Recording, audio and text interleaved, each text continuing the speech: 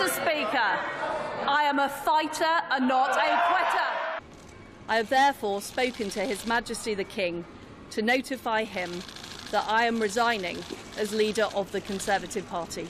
Liz Truss quitting as British Prime Minister on Thursday after just 6 weeks in the job.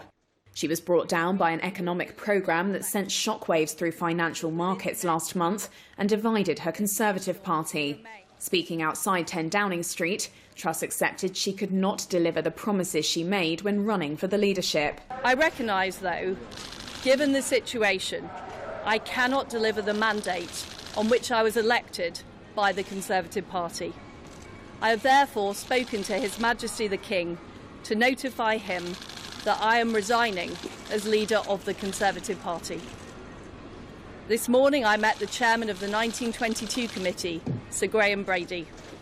We've agreed that there will be a leadership election to be completed within the next week. Truss will remain in office until a successor is chosen. I give notice that Liz Truss is elected as the leader of the Conservative and Unionist Party. It's an honour to be elected as leader of the Conservative and Unionist Party. I have just accepted Her Majesty the Queen's kind invitation to form a new government. She is the shortest-serving Prime Minister in British history. The sense of chaos at Westminster in recent days has been palpable. Earlier, Conservative Party officials had gathered at Downing Street, while a growing number of Truss's lawmakers called on her to quit. That after approval ratings for both her and the party collapsed. Last week, Truss was forced to sack her finance minister and closest political ally, Kwasi Kwarteng, and abandon almost all of her economic programme after their plans for vast underfunded tax cuts crashed the pound and British bonds.